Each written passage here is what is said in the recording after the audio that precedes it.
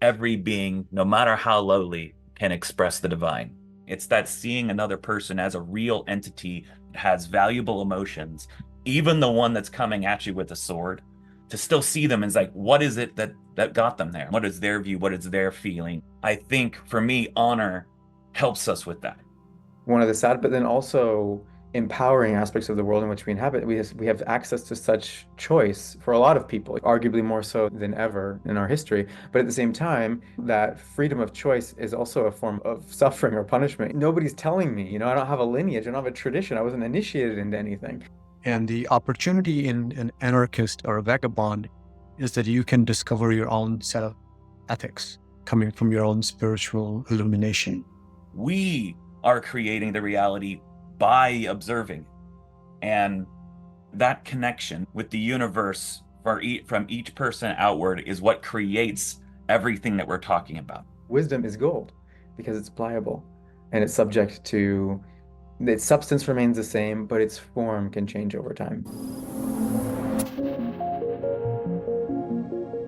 Hello, friends. So today's episode is in a series I like to call The Play of Words, where we look at the origins and meanings of words, and we also look at the cultural and geographical pathways that these words have taken, because often we use words when we don't know their meaning, and then they really cast a spell on us.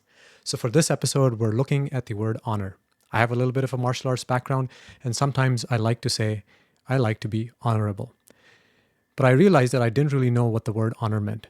See, on one side, the word honor is associated with knighthood and chivalry, and on the other side, it occurs in phrases such as honor killings. In ancient Japan, at one point, the samurais would be collecting skulls on the battlefield because the number of skulls they had would determine their honor. Similarly, in Europe at one point, the amount of land you had amassed would determine your honor. So, do you know what makes you honorable? And if not, then I hope that you'll stick around to watch this episode.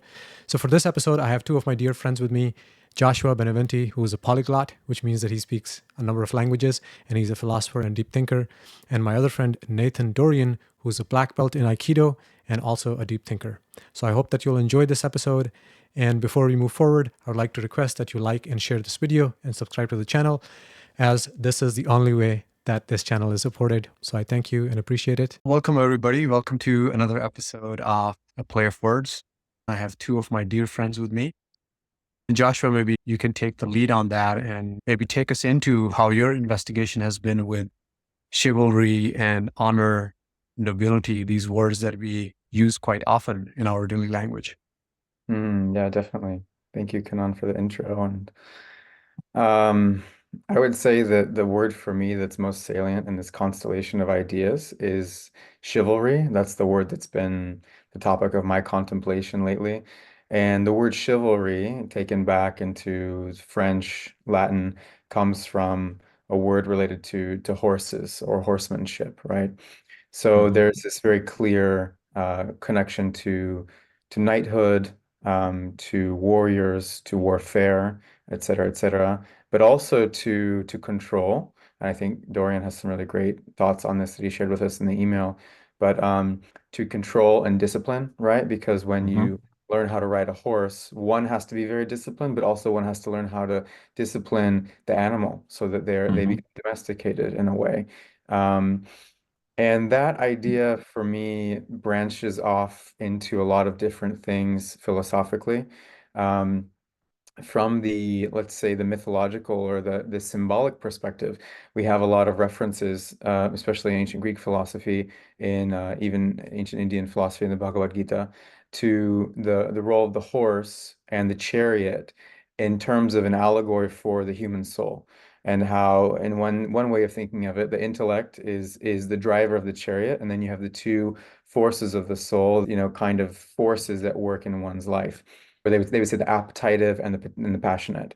Um, so we have to be able to get these forces under control and in order to be able to steer the chariot in the proper direction. Um, and then also this theme of balance.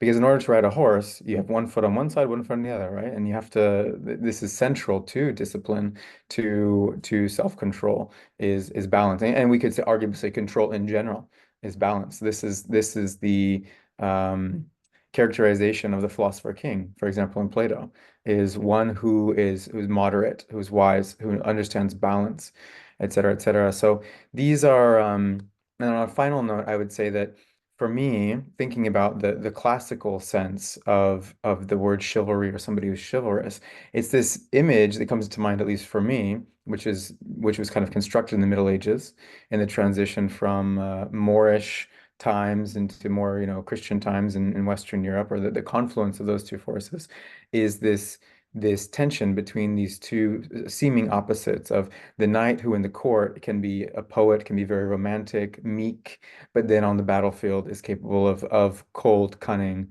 warfare and that cultivation of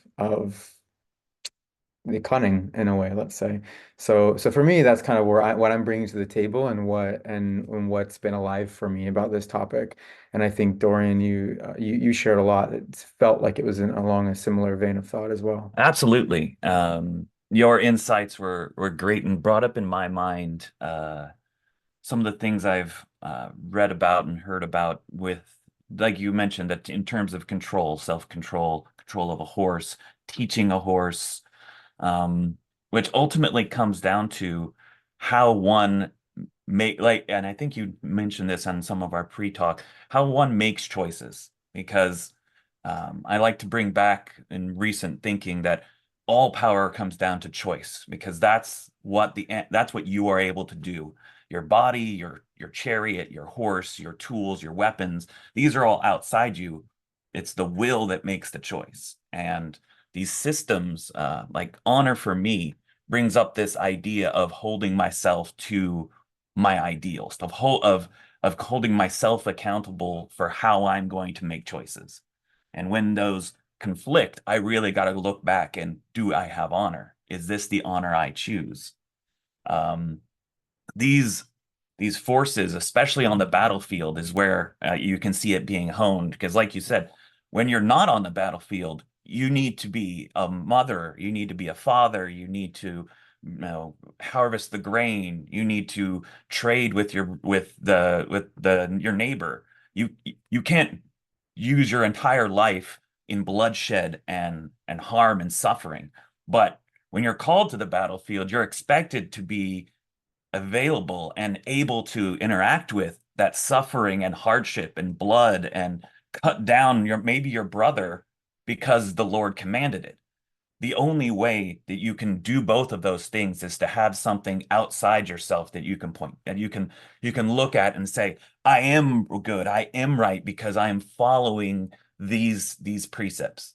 And I see, especially in the more war-torn histories, I know mostly about Japanese, but the bloodier the conflict, the bloodier the time, the more powerful these ideals become. That's why you see things like in Japan with saboku or hirikari, to kill yourself, because honor is more important than your vessel. Honor is more important than your own life, because there's so much bloodshed, so much suffering, that it has to be more important. It has to be something you're looking at that's beyond you, to guide you in those situations. And I could go on about why in Japanese philosophy specifically, it came to be the idea of emptying yourself, of being a completely empty vessel, because then you are absolved of everything you do. You are a tool for your daimyo, for your lord. You are empty of the needs and the wants of the physical world, and thereby being a more effective vessel for the will of your faith, lord, emperor. So it makes sense that Zen Buddhism just became a slot-in with the warrior cultures in Japan. I'm interested in how faith combined with these ideals, especially in Islam and in the Middle Ages. I don't know as much about that, so I'm hoping that I can hear some more about that in this discussion. Yeah, excellent. Thank you so much, Dorian and Joshua. I mean, these are such deep themes, and it's going to be very interesting to see what turn we take in the not so long time that we have. But maybe sort of connect with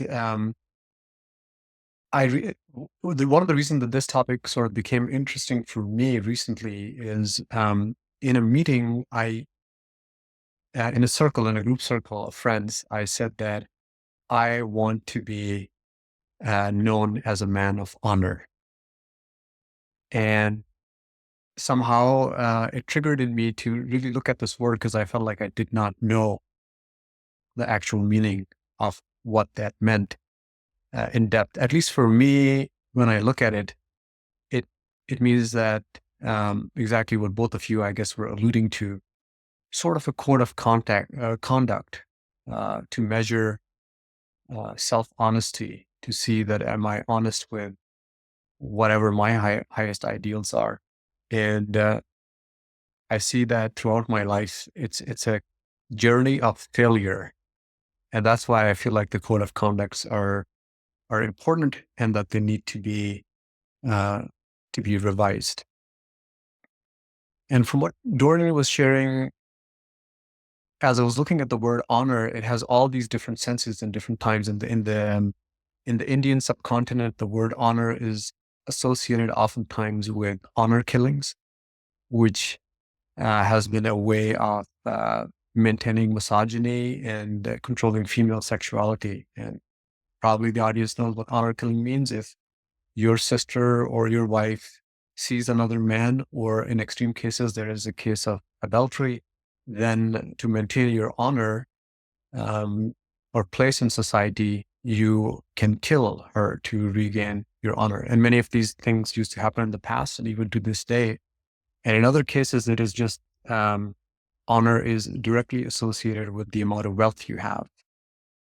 In other cases, in other cultures like Japan, where maybe this word is not used, in the worst cases, the samurais collect trophies in the form of heads in the battlefield, and the number of heads that you have collected, and then there are rituals on how you decorate those decapitated heads and such, are a measure of honor. So when I looked at all these things, my soul shuddered, and I sort of made this pact that maybe I'm not supposed to be using this word. And so I'm grateful to both of you to bringing in a constellation of words, including chivalry and other words that we'll look at.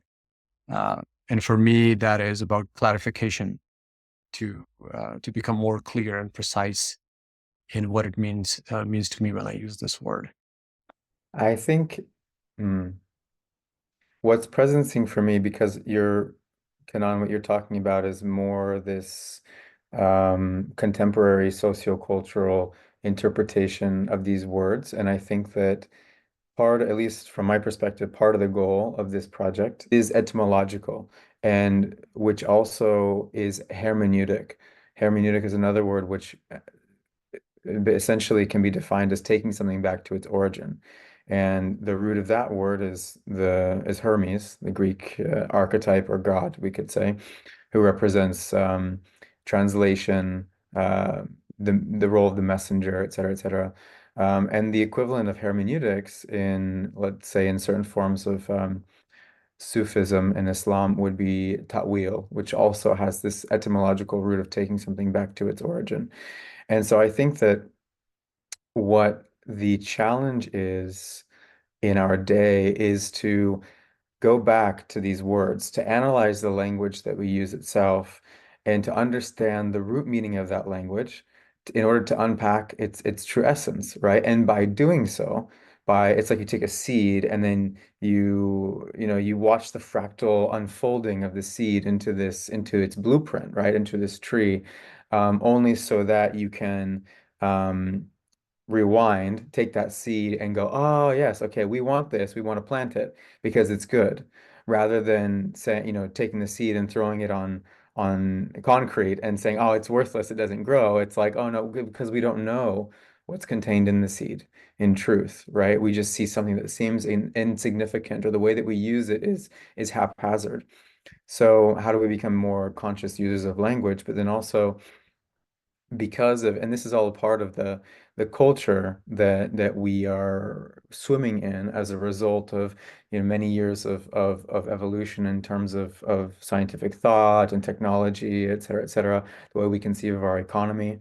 And so a lot of people they're experiencing this meaning crisis, let's say, and what a lot of people are resulting to as a prophylactic or as a remedy to the meaning crisis is they're returning to traditional forms of religion. For example, there's a lot of young people that are returning to the Catholic Church or the Orthodox Church in the West. Islam still remains very strong in many parts of the world. I don't think it's so affected by these things, but it still as a cultural organism is having to deal with modernity. And so whether it be in like the Christian West context or whether it be in the what's happening in the Islamic world and or the people that are embracing Islam or living an Islamic life in the West, um, just to speak to a few different communities, how can we live and exist in modernity in this world that is so suffused with consumerism and distraction and all these things, which has an incredible capacity to provide us with a lot of information. We can connect things like never before, but at the same time, so it's not one or the other, it's a yes and. Again, it's this theme of balance of riding this horse.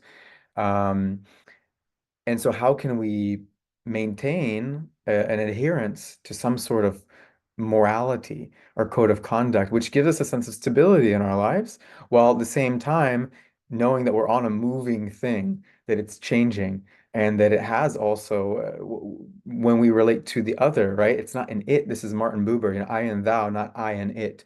That it's another consciousness, another being, another existence that we're relating to always. So how do and I'll end on the note. This came back to me from when you were speaking, Dorian.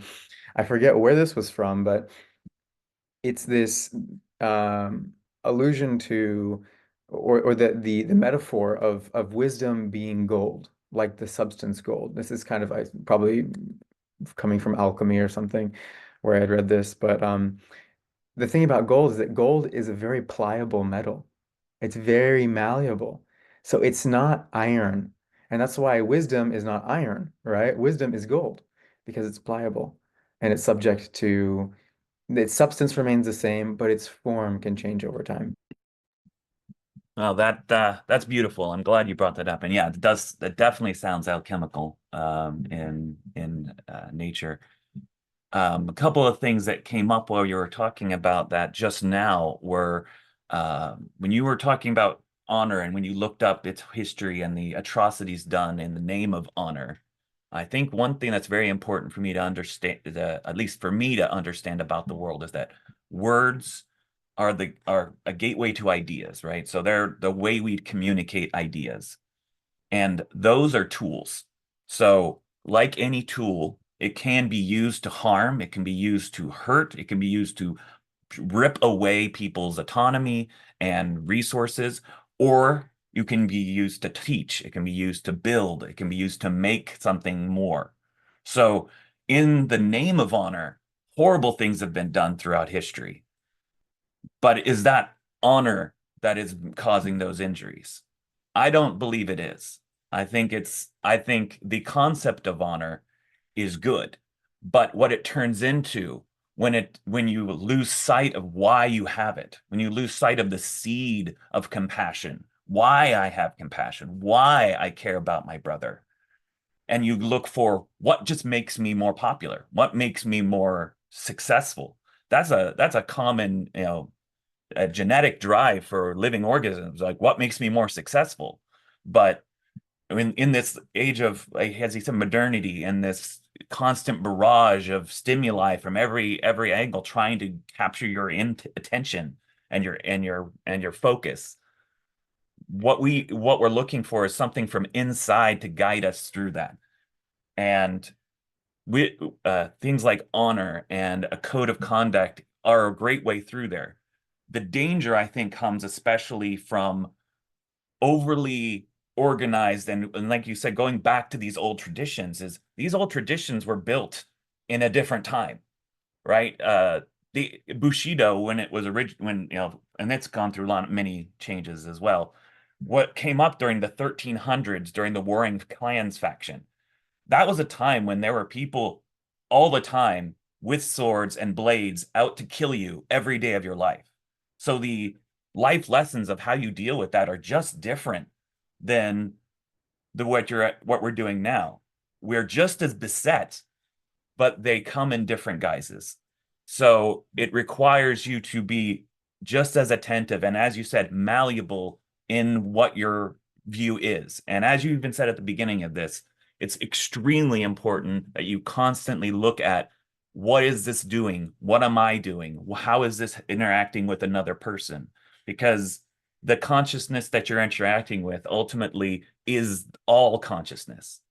And this is said by Osensei and many others throughout history, Buddha, Jesus, is that to harm an opponent is to harm yourself. To draw the blood of an enemy is cutting yourself.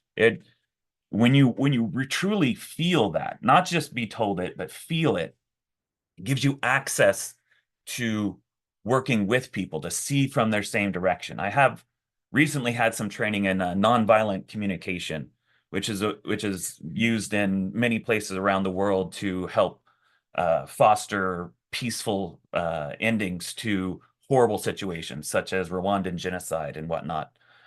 And one of the very first thing that you have to do is get people to see each other's point of view. And in fact, that's the whole part. Because if you can get them to truly understand the other's point of view, the solutions to many of the problems actually become self-evident, and the people develop them themselves. It's that connection. It's that seeing another person as a real entity that has valuable emotions, even the one that's coming at you with a sword, or in a modern day, even the person whose political ideals and religious beliefs seem abhorrent and an attack on you, to still see them as like, what is it that got them there? Why are they? What is their emotion? What is their view? What is their feeling? What are their thoughts? That's, I think, for me, honor helps us with that. The concept of being honorable, of being trustworthy, of being true to your word, of admitting your faults. That's in many of these codes. Humility is a very important part.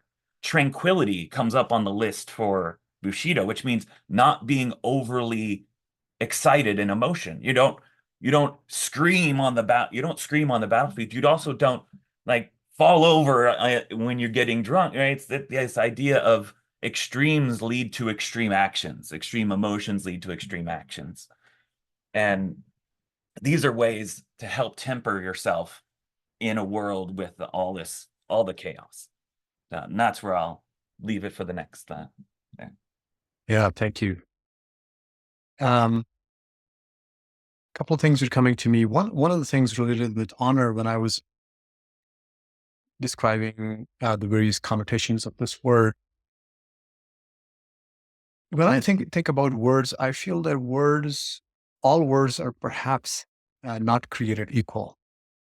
And especially in the age we live in, where multiple pathways of traditions, cultures have come on our fingertips. I think that sometimes looking at the constellation of related words helps to clarify, but also bring forth perhaps choices that we can replace. And often, and sometimes maybe that is not necessary. So I don't know with the word honor, but I feel the translation of that word, for example, in the Indian continent and countries such as Afghanistan is which when I look at it and growing up in that culture, I think we could totally do away with that with some of the other words in the constellation that we're sharing. Perhaps we'll jump into that. And these are just placeholders, at least for me, with this inner contemplation that both of you are alluding to with the code of conduct, taking us towards being self-honest. As both of you were speaking, one thing that comes to me is that throughout the ages, humans have behaved in a different way. So when we look at the times of the samurai, and Dorian, you were mentioning the phrase Bushido code, which is similar to the chivalric codes of the knights, perhaps in its own way. Japan seems to have a very different culture, and it seems that initially the Bushido code was one that was very violent. extremely violent. And over time, it has had at different time points these reiterations where it has been imbued with wisdom. And so sometimes I feel like when people I'm seeing the word Bushido code being used, it is a romanticized version that just looks as the most current version of the Bushido code and completely ignores the past iterations. Now, this is not a judgment. When I'm personally looking at different time points of human civilization, I think we can only do where our consciousness, where our level of evolution is at. And I think if we judge at it, I used to be like that, and it's more of an activist standpoint, and now I've relaxed more so, using the Indian concept of Leela, that it is a divine play, and even the violence and ignorant stages are also part of that divinity, so to speak. And it also seems that these ages, historical ages of time, are also present in each individual, where we are each at a different point in our evolution. And every spiritual tradition seems to have a map. In yoga, we have the map of chakras, and in Sufism, we have the lataif for the different stages or maqamat of development. And the language itself is reinterpreted based on where our own evolutionary stage is. And this, maybe I'll conclude with what Dorian had said, and I think both Joshua was also saying, that when our code of conduct becomes imbued with spirit, and throughout the ages, we see luminaries and sages, and in case of the martial arts of Aikido, we have O Sensei, who talks about spontaneous action. And the way I don't know too much, but the little that I've learned of Aikido in the past 1 year, it's that he got to this point that every movement, every act was a spontaneous emergence through spirit. There was no calculation or code of conduct. But I think everybody else needs a code of conduct till we get to that point. So maybe I'll stop there and see what that sparks. Okay, so you guys are sparking a lot within me. So I think I'm gonna go backwards. I have like a whole map here I've written down. So I'll start off with the word justice. And I was trying to remember which dialogue it was, and it's in the Symposium, Plato's dialogue, the Symposium. Um, Socrates' teacher was a woman named Diotima. He's conveys the speech, the teaching that she conveyed to him on the nature of love. Essentially, she says that, we're all pregnant. All people are pregnant, and what's higher than giving birth through the body is to give birth through the soul. And she gives the example of people like Solon, who was a great lawgiver in ancient Greece, or Homer, some of these great figures whose works have stood as pillars for these great cultures and have withstood the test of time. So by giving birth through the soul, or repeatedly giving birth through the soul, let's say, and it's a refining process, kind of like we're talking about gold, right? How we refine gold, and we take what is the word? Dross. We take the dross off the top of the gold as it's refined. So too do we continuously give birth, and eventually we give birth into something that's so pure, right? This ties to the idea of the ideals or the Platonic forms, right? And this is the real difference between the modern and the classic conception of the world, and that is that now we're very reductionist and materialistic. So everything it can be boiled down to atoms and quarks, et cetera, et cetera. And even, the people that are kind of venturing into quantum physics and studying consciousness, et cetera, it's still really coming out of that framework. Well, the classical mentality is quite different. And the world that, as Plato portrays it to us, is absolutely almost diametrically opposite to that, because it's one in which we are emanated from a higher source, and there's a great chain of being. And so there's a role of metaphysics. It's not some sort of subtlety within the physical realm. It is metaphysical. It's beyond the physical. And so there's this notion that what really exists are these ideal forms, these ideas which influence us and that we can partake in to varying degrees. And so, for example, you have the idea of justice. And so to what degree can an individual partake in this idea of justice and allow that to, and through giving birth of this idea in their lives, how that can result in some sort of artifact which transcends time. And for example, the dialogues of Plato. This is a very, very powerful tome and artifact which has shaped the course of not just Western history, but also the Islamic history, and arguably had some influence on South Asia as well, or vice versa. And so I would say when we're thinking about this notion of justice, in the dialogue, Diotima says the two greatest things that one can give birth to in the soul is, or the product of this is the proper ordering of cities and households, which can be applied externally or internally. And she specifically says, this is justice/moderation. Again, it's that notion of balance.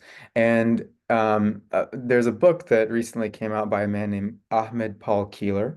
He's an English Muslim convert many, many years ago, but he's kind of a luminary in that field, and he's written a book called Rethinking Islam and the West. And he presents this thesis in the book, which he calls the Mizan thesis. Mizan in Arabic means the scales, basically. And this is a theme within the Quran, and something that he's trying to propagate more, which is, rather than conceiving of things in this sort of infinite growth mentality that we've been subjected to in the modern world, which is very linear, it's more concentric, we could say, or more, it's all about how do we find balance in the world, and even within the texts themselves. You might say that the Bible is a little bit more linear, and in its textual literary construction, whereas the Quran is a little bit more concentric, which is a completely different way of conceiving of or relating to a text, especially for a Westerner. So all that to say, it always comes back to this notion of the balance. And then I would also add, as you mentioned in the beginning and alluded to again here, Dorian, this notion of, or as Kanan also said, being open to revelation, being open to intuition and guidance. And that's really what I think, if we can readopt some of these perspectives from the classical world, what that affords us is that rather than applying rationality and our scientific capacity only to the material aspect of reality, we start applying that towards the spiritual, the metaphysical side of reality. And so we start developing these capacities that are inherent, that are the birthright of the human soul, which in the traditions we would say is kind of this fusion of animal and angel. We start developing these new faculties, and I think maybe even within traditions such as the Aikido tradition, or for example, Shaolin martial arts, et cetera, Kung Fu, Qigong, and this is the yogic sciences too. It's this: what is the human vessel being capable of when it's oriented properly, it's postured properly, and which is equally internally as outward, it starts developing these faculties, right? I'll stop there. Wow, that's, again, just like you said, I have almost lost all my ability to remember all the things I want to talk about. But let's start with this understanding of linear to concentric. One thing that occurred to me is, in my personal philosophy, I don't have it written down anywhere, but it includes everything I understand about the universe and myself. The way I would see that is the concentric, which starts out as these rings that are going outward, for me has shifted just slightly to be a spiral. It continually, it never ends. There's no beginning, there's no ending, but it comes around on itself over and over and over again. Some of my favorite works, my favorite mathematical concepts. I'm one of the people who can find beauty in mathematical patterns. So seeing the way the universe works, I sometimes just watching the surface of rippling water is a religious experience for me. So I absolutely understand, and I have witnessed it from some medicines. I haven't taken a lot, but a couple of times I have taken some mushrooms and things like that to witness and then bring back with me some of the lessons that I learned on that journey. And the idea that we are part of this immense stochastic pattern of a universe, that the future is and past are all one. We are one thing, and the many vibrations that ripple outward from that event, we're not separate from it. We often act, like you said, in science, we often act like we're only observers, so we can only write it down. And as we are starting to find out in quantum physics, the observer plays a part. We are creating the reality by observing. And that's the place, that connection, that friction with the universe from each person outward is what creates everything that we're talking about. It's why the words we use, the ideas we talk about, why this conversation we're having right now can have effects that we don't even understand yet. And living with the idea that it's okay to not understand where it's going, but to yet still have a concept of yourself so that you can make choices. Because that's one issue that comes up when you have these internal systems or external systems like honor, chivalry, Zen Buddhism, things like that, is those are great. But if you go too far, and I've seen this, where you go too far, where you're really one, it's very difficult to connect with other people. It's very difficult to connect now with people who haven't seen that. And when you talk to them, they look at you like you're crazy, right? So there's a balance. There's a balance of witnessing and understanding and feeling the cosmos, but still being a human, still being here on this plane so that you can still have actions and make choices. And that's, I think, where so much of these ancient codes are now looking for people. People are looking for ways to connect back to that balance, to see a picture that isn't just mechanical. When you get to some edges of science, which I have studied enough to get to them, those edges are still there, but they're so esoteric, they're not reachable by the average person. It's really hard to reach that point where you realize that quantum physics is just a random fluctuation of fields and everything is a field and a vector. Not everything in the universe is a field and a vector. There's no such thing as an object or a particle like that. But to try to say, if you just say that to someone, it's meaningless. So what it works better is these ideas of, like in Aikido and the ancient teachings, where they instead gave you these ideas. It's just, like chi or ki. What that does as an energy thing, thinking of it as an energy is perfect because it allows you to utilize it without needing to understand it. And that, I think, is so important. We lack that a lot in science, where it's like we can't utilize it until we understand it. No, we go back to the ancient medicines. We have been utilizing so many powerful things for ages without understanding it. So anyway, that's where I'll leave that part of it.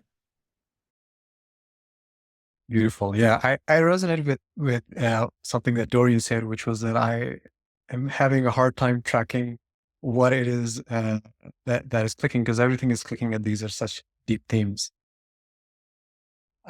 One theme that seems to be emerging, I think, Dorian, you mentioned at the very start, you were alluding to the boundary between the internal and the external, that there is not a boundary. And so what is coming to me is that perhaps the solution to all dialogues and problems rests in that resolution, when this idea of internal and external disappears. It's also related to what both of you are alluding to in our shift of the paradigm from materialism to, let's say, at least in the scientific arena, to quantum mechanics.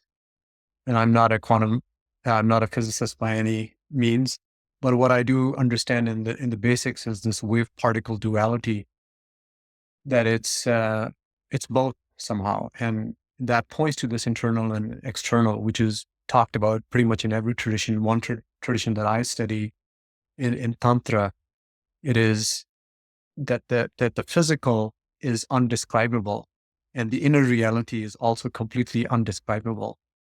And I think, Dorian, you were saying something to that effect, that even while we are in this unknowing, we try to keep a center and move from there. So this wave particle duality is again hinting at this, that there is not actually the separation of matter and the metaphysical, or that which is uh, not physical, so to speak. And I like this quote that nobody has actually ever seen matter. It is an approximation of certain probabilities that we call electrons and protons and neutrons. Another thing that Joshua, you said, responding to that or resonating with that, which was Plato's ideals. That's an idea that has stuck with me for quite a while. That I sort of, when people say you are an idealist, I feel like we're all chasing those ideals, and there is a natural sense, perhaps, in humans by which we can naturally sense those ideals. And one clear example of that is beauty in nature or elsewhere, where whether you're a spirit, you call yourself spiritual or not, you are beholden to that beauty. And perhaps that is true of the ethical codes of conduct, which are often present in the warrior codes of knights and samurais. It also reminds me of a quote that I had sort of bookmarked to share, which is from Ramana Maharishi, who's a very well-known saint in the Indian tradition of Advaita Vedanta. And he says that all good qualities naturally emerge in an awakened man or awakened soul. That also, of course, is what O Sensei talks a lot about, the founder of the martial arts of Aikido. And maybe to conclude, as you were hinting at spiral, the Sufis have what they call the Sophic whirl, which is the spiral. And the spiral, the unique quality of the spiral as compared to the circle is that you're revisiting the same point, but it looks different. And that's in spiral because it's in a circle, but now the vantage point is different. So yeah, that's some of the responses that were coming to me. And earlier, Joshua, I don't know if you're going to step into that. You had presented some words in this constellation that I was resonating with, and I will let you dissect them more etymologically if you like. You had mentioned Joamard and Fatua, which are in the Sufi parlance or Islamic parlance related to chivalry and the code of conduct. Another related word that is in my vocabulary, and I was surprised that it's actually connected with Fatua and Joamard, is ayar, which is a Persian word or Arabic word, and it is sort of like a warrior, but it has this quality of vagabond, which is another word that I would like to bring in. And as I was looking at the etymology of ayar and vagabond, I felt myself or my archetype resonating more with that, which has this touch of anarchy, gypsiness in it as well. Just Go ahead, Dorian. Just to point out, for me, when you said that and described it in Japanese, that sounds a lot like a ronin. That's a masterless samurai, someone who no longer has someone to give them orders, so they must choose their own destiny. Oh, I love it. I love it. Beautiful. Yeah, maybe you'll go more into that. Yeah, so I like this quality of vagabond or ayar where, the word anarchy means you don't have a lord. It connects with that theme as well. And the opportunity in an anarchist, true anarchist or a vagabond, is that you can discover your own set of ethics coming from your own spiritual illumination. So I will pause there. Thank you. I love the word Ronin. It just reminded me of the movie, I think it's Keanu Reeves, the 21 Ronins, or I don't know if you've seen it. Yeah, I've seen that one. Yeah. Okay. It has a more meaning, and it was dishonorable at the time, of course, because you didn't have a lord, but it's come to mean more different things now. Well, I just want to return to this note about the spiral, and I totally am in agreement with you guys about that. And I usually butcher this because I'm not an expert in sound theory, wave theory, harmonics, but I have learned a bit, and I had one music teacher that was particularly knowledgeable. And that's essentially, the circle of fifths being a circle is a fallacy. And really, we altered the musical system in our past, in our tradition, apparently in order to mass produce instruments, is what I was told, or at least that was one of the utilitarian aspects of not being true to what the nature of sound really is. But it is this spiral, and that there are self-defining, let's say, nodes of gravity upon the wave continuum, right? So as it spirals, and there are 12 major tones, right? So it self-identifies, and we could say the 12 zodiac, et cetera, et cetera. But each time it goes around, it shifts a little bit, right? So you're hitting the same tone, the same color, we could say, but it's slightly every time slightly different, right? And so it's like the progression of the zodiac, for example, in astronomy, and et cetera, et cetera. So there's that note on the spiral. But I want to also make sure that we keep on returning, we keep on circling back to the center of our topic, of our discussion, which is chivalry, honor, et cetera, et cetera. And I will touch upon those words that you mentioned, Kanan. And in leading up to speaking to those words, I would say that well, first, I want to put a plug in for something I recently posted on social media, which was a snippet from a talk by Viktor Frankl, and him explaining why we need to be idealists, and to why to be being an idealist is actually to be a true realist. Because if I'll let you listen to what he says, because he says it better. I can't recall his exact words right now, but essentially it's like flying a plane. Sometimes you have to aim this way to get here, right? You have to aim high to get where you actually want to go. And that's basically his justification for idealism. Um, and then I would say that we're talking about science, right? And how basically science is a form of we could say that it's a church, and that scientists themselves who are really doing this hard work, they're kind of in some sort of religious order. They're the monastics in a way of the church of science. And they're applying all of their attention and awareness to this one very specific thing, right? Which might be, physics, biology, astronomy, whatever it is. They're really honing in on this niche, and it's just a single pointed mind focus, ekagata, into this one thing.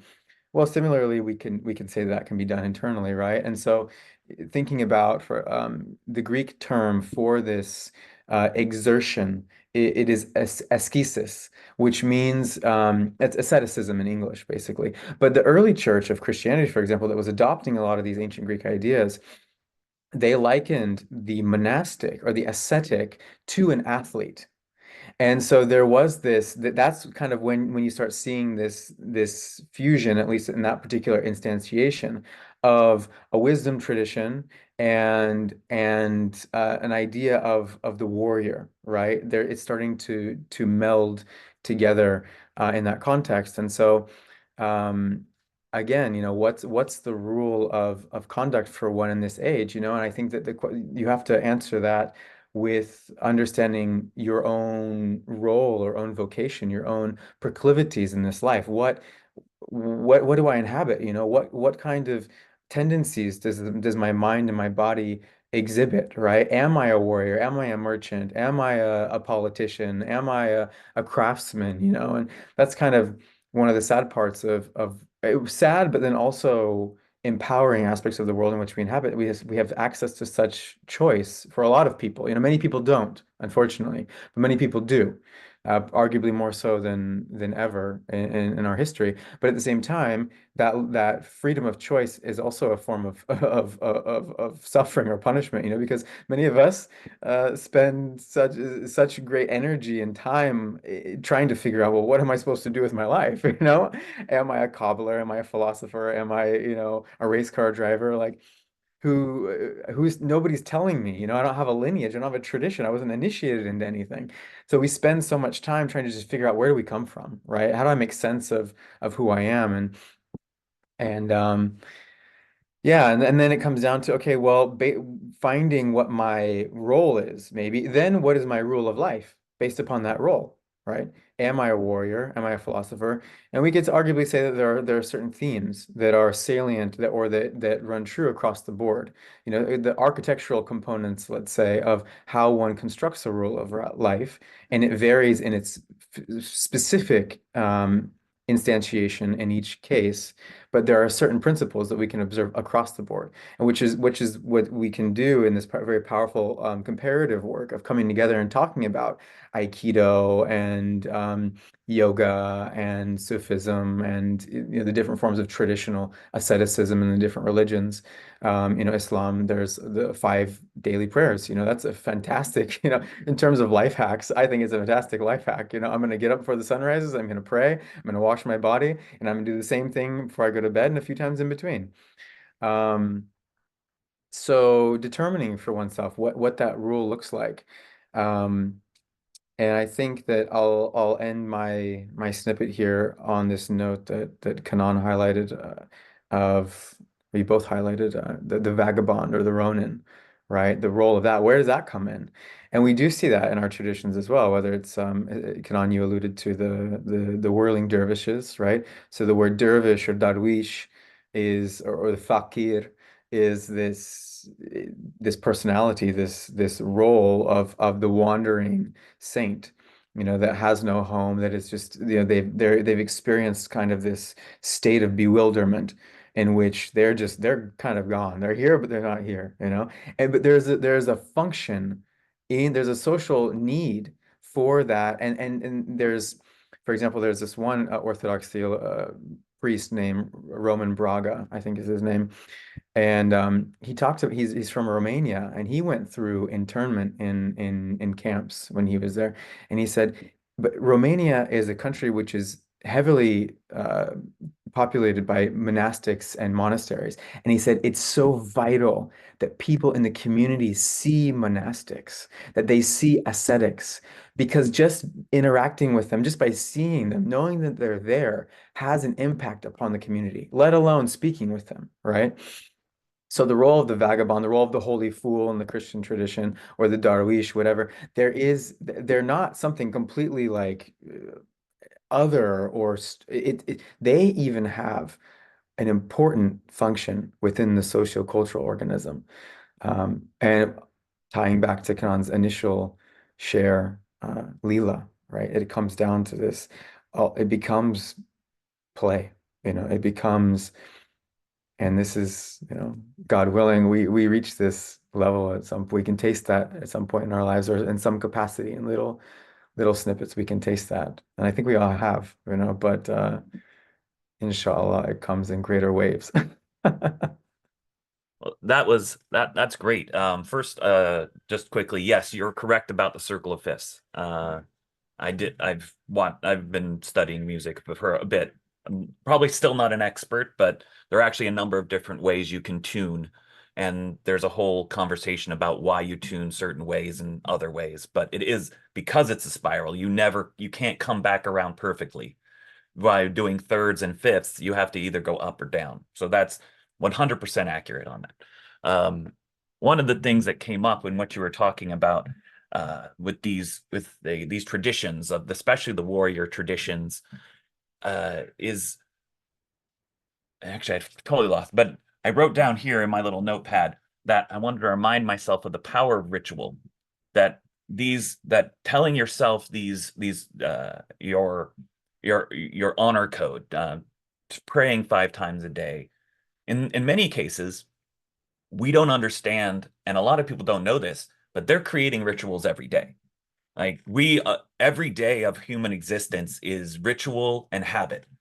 And if you're not creating it, it's something else is making it. And you're being made in the image of whatever's making those rituals.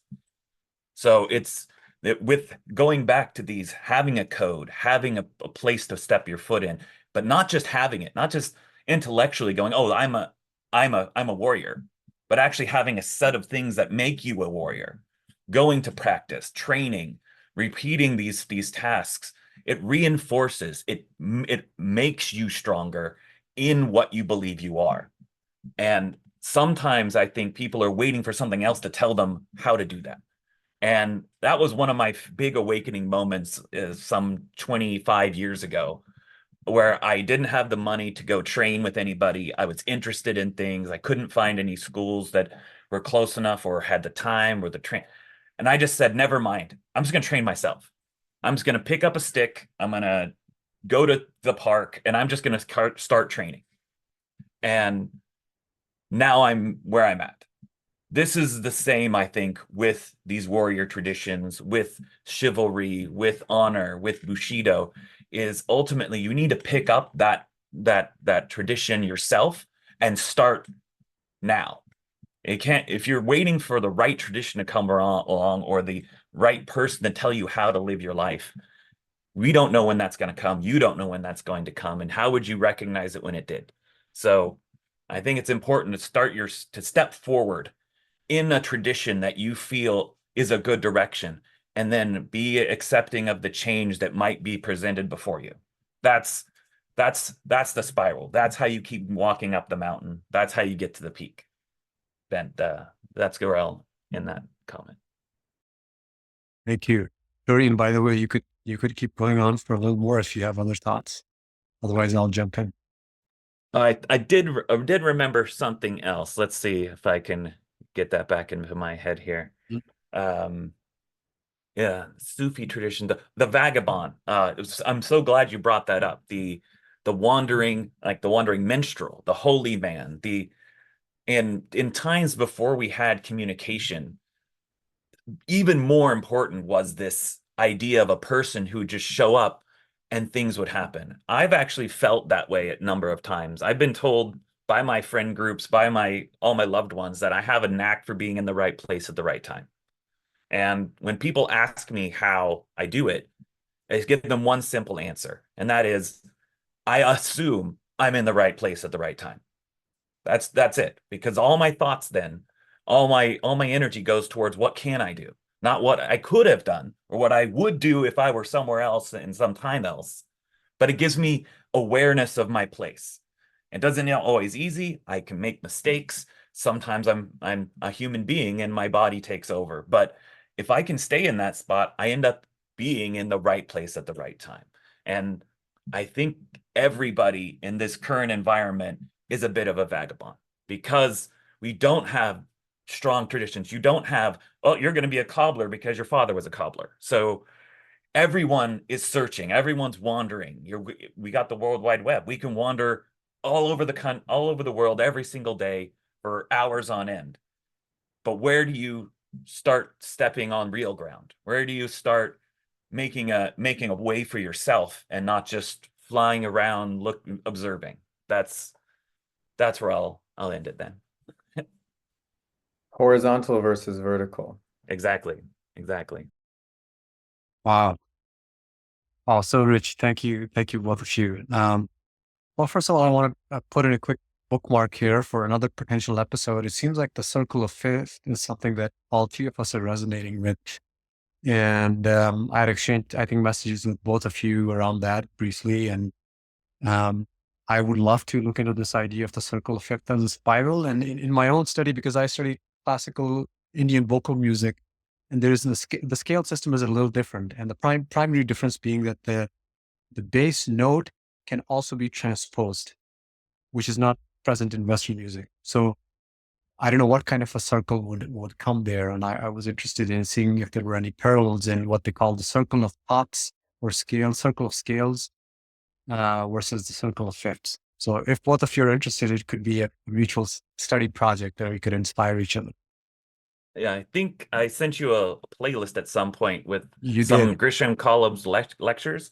On one of those, they actually go over they actually go over a Sufi singer's work and talk about how they're doing these points that aren't in any Western scale. And they actually show you on a circle where these notes fall. And they actually have I forget what the name for it is, but they actually have a number of points that they can use to in between notes. And using those in between notes, you can actually get any tone, because that's something that are kind of forced into, like you said, with our instrument creation, into these pockets of playing certain ways. But sound isn't like that. Just like the universe isn't like that. It's a continuous thing that starts at the beginning and goes out towards infinity. So there's no individual notes. And that is interesting to me. So Mm-hmm. And also just the thought comes up, in terms of what we're exposed to as well, not just like what we're taught, if we pursue musical education or we play a musical instrument, but what we're listening to, because never before in the Hmm. history of humanity have we been exposed to such an overabundance of let's say artificial sound, right? Man-made sound. And Hmm. so, what's the frequency of at what frequency, for example, is the sound through the radio coming at us, or we're listening to pop music, or whatever, the popular music of the day. And there's common structures to how those things they're the sound engineers, the people that make this music know that there's certain formulas for things to be catchier, right? To Oh yeah, capture absolutely. their audience more. So there are the people that are very well versed in all of these sciences, and this can be said this to the same degree about advertising, and Oh and wow. media, and what Hmm. we're exposed to. So, in all of the spheres, of human knowledge, there are people out there that are really adept in understanding how this works and understanding how to manipulate human Hmm. consciousness. So, just to fold back again upon our topic of code of conduct, of chivalry, of honor, like it also, in as much as you think of the warrior as one who can go on an offensive, it's also the defensive. And so, how are we a theological sense? There's the cataphatic and the apophatic. What can be said about the divine, but then also the fact that nothing can be said about the divine. And so, in this kind of like, I would say the negative sense, right, of this apophatic approach to culture, it's like, what do we block out, and what do we say? I don't expose myself to this because I know better, in terms of a diet, in terms of what we listen to, and et cetera, et cetera. We shouldn't expose we've had the experience, right, of doing the vagabonding and going wide and vast. But then once we've been, as Kanan alluded to in the beginning, like we've experienced failure, we've been burned, we've poisoned ourselves. We learn, yeah, I'm not gonna drink that again, Hmm. Or if I'm going to Yeah. drink it, it's for a really specific reason and there's an antidote Right. nearby. Right. I'm I just thought about when you were talking about on the attack or on the defensive, and another important aspect of the warrior that I haven't seen any written way is the idea of just owning the space you're in, like just standing up for yourself and for your community, not necessarily attacking, not having to defend, but just being there, being seen, being known, being heard. I think a lot of people, especially minorities, right? This is a common function where whoever's in power does ignores people without that. And so the draw to be a warrior, to be able to stand up and say, I have space, I'm worthy of your attention and your thoughts, even that can be thought of as a warrior for just being allowed to be alive. And I think we need to see that so much more. It's much easier to take advantage of, to victimize people when you've told them they don't have a choice. They are a consumer. You're not a warrior, you're a consumer. That's a dangerous spell that has been cast on so many people. Yeah, beautiful. Actually, Dorian, that reminds me, I have a few responses to things you guys earlier said, but this last thing that you said reminds me of a quote of Prophet Muhammad from Islam, which I don't remember exactly, but he sort of made this gradation of um, like the hierarchy of action. And one of them is that the minimum you can do is that if there is a wrongdoing in your heart, you consider that wrong. Uh, but if you completely even go asleep from there and you don't even recognize that, then that's complete unconsciousness or sleep. That would be the worst form of any kind of conduct. So if you can't do anything, you can't take any physical action or stand up for something, at least within your heart must recognize that something wrong has taken place. Um, yeah, earlier, Joshua, you were talking about praying 5 times a day, and you were also connecting the 12 tones with the 12 zodiacs a little bit, which is interesting. I would like to explore that. But interestingly, these prayers of 5 times a day in the context of ritualizing is connected with the times of the day and special moments in the day where a certain confluence of the solar and lunar cycles happens, which is present in pretty much every tradition, from every Asian tradition all over the world. So yeah, ritual does stand out in this code of conduct, and I think that as you were alluding to Dorian training, I feel that's the nourishment and sustenance for any code of conduct and reminder. And even in martial arts, it seems like that these rituals, and I haven't seen it with that level in the West, but it is kind of a ritual when you get your new belt and graduate. And all seems like all ancient civilizations had very deep coming of age rituals to put people in different roles and positions. And maybe heading back to the gypsy and the presence of the gypsy in different parts of the world. In India, as I think Joshua was alluding, you can find any kind of spirituality, be it one of the ascetic or the one who is just sort of an Epicurean who enjoys it, sort of a hedonic person, and the whole spectrum of it. And I think these people are allowed to, the culture supports their presence, even though there is a mainstream culture. There are people who are practicing in the cemeteries, and they're allowed to do that. And I think it's very useful, as Joshua was saying, to see that. And more recently, it reminds me of Charles Eisenstein, who was a philosopher of our time. And he was talking about the value of festivals. The whole point of festivals was to break the culture, the mainstream culture, for a little bit of time, and then reconstruct the culture. Because if you just have the culture going on all the time, then everybody goes back to sleep, which is, would be our current time, where we think that we just keep making this progress and keep, everything should be good all the time. And then we enter into an era of decadence. And lastly, one of the themes that you triggered was this idea of already being perfect. Of how, Dorian, you were saying that you assume that wherever you have landed is the perfect situation.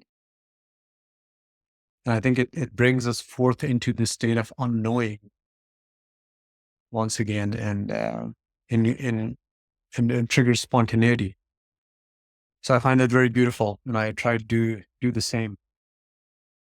And I would like to present to both of you, in this context, this idea of a feminine versus masculine approach. And I feel like having a code of conduct is where the martial approach is more of a masculine quality. And on the other, perhaps surrender would be a feminine quality. And there were two words that I had bookmarked from the Sufi tradition, which is Jalal and Jamal. And Jalal is more of a solar quality, which is a very masculine quality. And Jamal is a more lunar quality, which is more feminine, associated with surrender, whereas the masculine quality will be one of mastery. And they categorize different saints and sages in the tradition who have achieved a certain attainment as either being masculine and or feminine. But there are those rare masters who are both, who actually balance the masculine and feminine. And in Arabic, or in the Sufi tradition, they are called Kamal, which I think literally points to magic, alchemical magic, where the Jalal and Jamal, the solar and lunar, are balanced. So I don't know if that sparks anything for you, but that was something that came to me, that having a code of conduct, not always, but it does point to a masculine path. And of course, we can have both. In myself, I find that I have both these qualities. As a matter of fact, my code of conduct does include surrender. And this idea of finding the moment as perfect, or assuming any situation, no matter how horrible our mind might think it to be, as perfection itself, I think is a feminine quality. So I would love to hear if you have any response. Well, in regard to the Arabic that you were just referring to, I think probably the right the term you said Kamal is probably Kamil, and Kamil means complete or whole. And so that's a salient concept within the different Sufi lineages of Al-Insan al-Kamil, which is the complete being, right? So, and this whole notion of the in the Latin conjunctio oppositorum, the joining of opposites, right? It's this the notion that one has to wed the mystical union, the hieros gamos, yeah, yin and yang, right?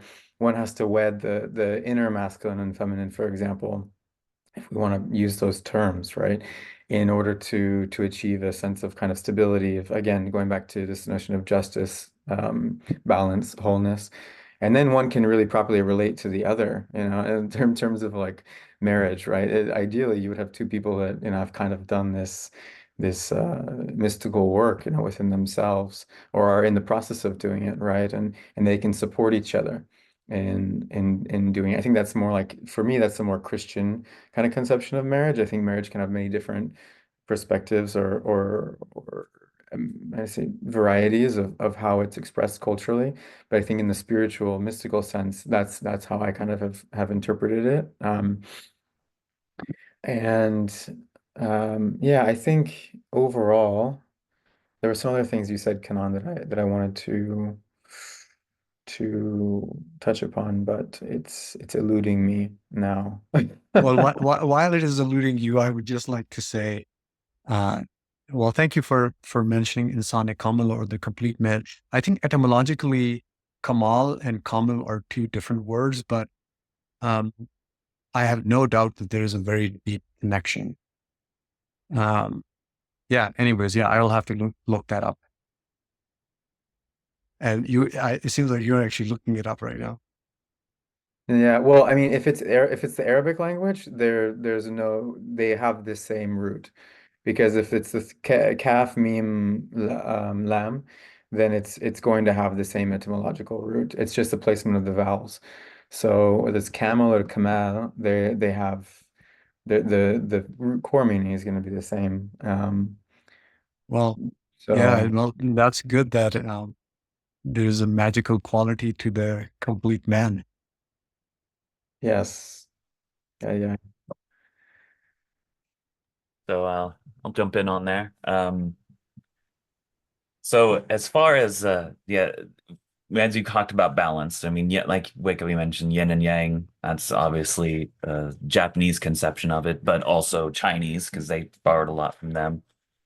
The thing that I'm glad you touched on, that is extremely important, that gets overlooked sometimes, is that every single person has both qualities. That we are combined warrior and savior, with devil and monster and saint, and the more you deny either part of it, the more it creeps in and poisons the rest. That's it. And I've seen it happen when you deny the fact that you can do wrong, and then you see yourself as being perfect and no one and unapproachable, and no one can question what you've chosen or stuff. So it's in the way of the warrior, that is personified in many of these things. When you go into the newer ones, modesty, for instance, in the Edo version of Bushido, has modesty and politeness and harmony is actually one of the ideas on there,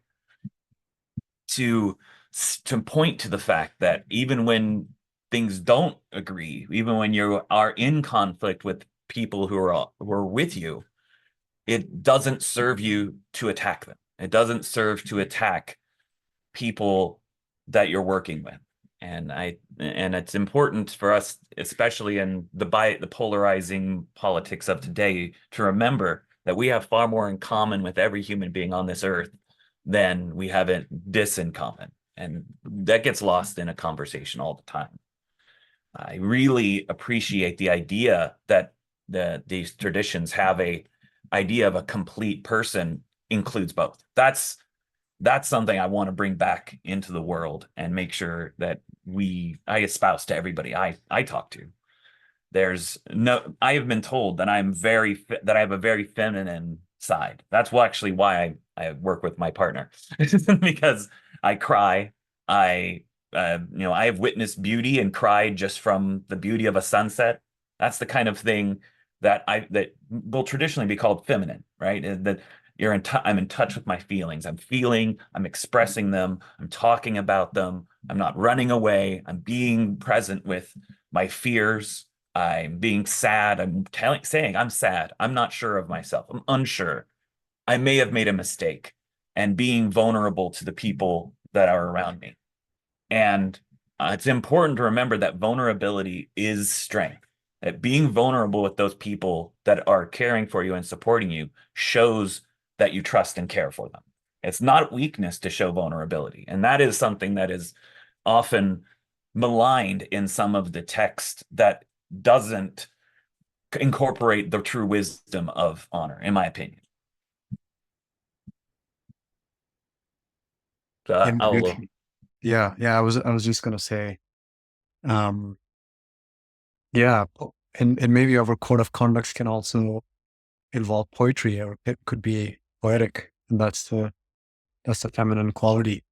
So maybe we can take some turns and maybe do a synthesis for each one of us. What has been the synthesis of this episodes? If you guys are game for that, and then we can just do a check-in of what we want to do next. Yeah, one quick thing I did look up, Joshua. I did look up Kamal, the word Kamal, and at least in the link that came up quickly, you are correct in terms of the root, and it actually points to the word perfection, which maybe is even better than complete, because it's the balancing of the solar and the lunar, of the feminine and the masculine is perfect. So, anywho, yeah. Do you guys want to jump in and do a synthesis? I think for me, I would reference John Vervaeke and his term relevance realization and salience landscape. I think at the core of our culture, at the core of our conversation, is this centrality of balance, of equanimity, of justice, and so it's, that's the core for Plato, at least. Justice is really the core question, or the conversation. And so how do we become more just in our own lives? And I really like what you said, Dorian, about simply being who one is and speaking truthfully. Um, Jordan Peterson and a number of his, regardless of what your opinions on Jordan Peterson are, he says some really powerful things, and he's a very intelligent man. He he was in Ephesus giving a speech, and he basically said, the most powerful thing a person can do in their life is speak the truth forthrightly and see what happens, right? And follow their conviction to live a life of meaning. And at other points, he says, when you start that process, it's going to be tumultuous, more than likely. It has to be tumultuous in a way. If you, because if you're on the journey, then there's a starting point and an end point, no, to some degree, right? So there's change, and in change, there's the process of purification, of transmutation of substance. And so as we do that, and it's so powerful to. The one thing I wanted to mention that came back to me is this phrase I like to use, which is the God of small things, and that is that I think that for the most part, we can find people that are living extraordinary lives and that are profoundly just, but they're not in the pulpit. They're not on the TV screen. They're not running for office or something, or even like us, they're not having these sorts of conversations. They're not, because they're so focused on just being good, and doing what they can in their environment. And I think that that's the humbling takeaway for me, is that ultimately it comes down to, yes, we can have these conversations and we can come to these conclusions, and it's really important that we do, that we can articulate this. But then ultimately, at the end of the day, how are we going to implement it? In our immediate environment, in our personal lives, and then maybe in our family, maybe in our community, if we can do it to a reasonable degree, if we can have integrity in it. So, what does justice look like across time and space in an individual's life? And that's the question we'll have to answer for ourselves. So I'm led to three points that I think I'm feeling that this conversation led me to. First, is a small one about that is reference to these people that we don't know about that are leading lives, and that's a person I'm going to highlight that you can look up if you want. His name is Norman Borlaug. Almost unheard of across history, but he gave up very lucrative commercial success to travel around the world and work with native individual farmers in third world countries on bringing about change to the way they grow crops. He single-handedly has probably brought more people out of starvation than any person in human history, and nobody knows who he is because he didn't care about that. He didn't want to be famous. He didn't need a patent. He didn't need all of that. He spent his entire life dedicated to improving mankind. And that was his goal. I'm sure he had marital problems, whatever. But he was a person who went out and did what he felt was important in the world and made good on those works. So that's one of those stories I keep in my heart. And remember, there are people out there like that right now. We don't know who they are. We don't know their names, but they are working for the betterment of all humanity. And let's lift them up when we can. The second thought that came to mind was this idea of how we move through the world, and the idea of what honor and chivalry and bushido and whatever this code is that you signify. I think it can find yourself into the center, the eye of the hurricane, right? We have this tumultuous, chaotic world around us, but if you can work with it, if you can find the currents that lead to the eye of the storm, you can move slowly and move with it and affect the world around you without having it destroy you.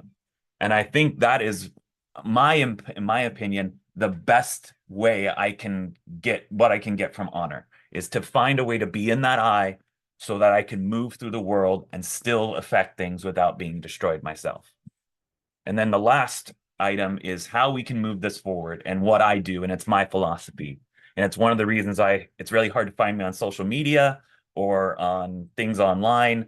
And it's no judgment on anybody else. It's that I choose to try to be this person with every person I meet every day. I will have a conversation with a person at a bank for 15 minutes about music because they asked. I will do by example. I will be joyous. I will witness the beauty of the sunrise. I will talk to people. I will join people, and I will say yes. Doing this every day in my life, I may not be a large effort, but I think like a small pebble into a pond, if I can drop it and I can show other people that this is an option, that we can do this, I think it can grow. And that's where I'll leave that. Thank you. Well, Dorian, I just want to quickly say that you've been always very generous with coming and helping me with the training. So I see that quality of sharing your joy and your love for learning. So thank you for that. And the word that's coming to me also to what Joshua was alluding, is soul justice, which I shared earlier, which I think I had read it in a book by a quantum physicist, actually. I don't know what the origin of this word is. But I think at the different points in our spiritual journeys or just journeys as beings on this planet, we are given glimpses of our true nature. And then post that glimpse, I think the only option is to match that ideal. And that's where the code of conduct and everything that we have talked about comes in handy. And the other word is integrity. It's the integration of what has been shown from the beyond into this plane of existence. And I think it's very important, even the exercise that we're doing here, and both of you being friends, this has been a sort of a vulnerable conversation, I think, for each one of us. I think it's just so important to have friends on the path, and a privilege, really, to keep us accountable. Because we see, even in the cases of spiritual luminaries, that oftentimes people make mistakes, and I think one thing that's emerging in our era now is a balancing of a leader or a spiritual luminary by their community, by their confidants, and to also keep them in check. That's what comes to mind, that there is this sort of a triangulation effect in communities that hold wisdom. Well, and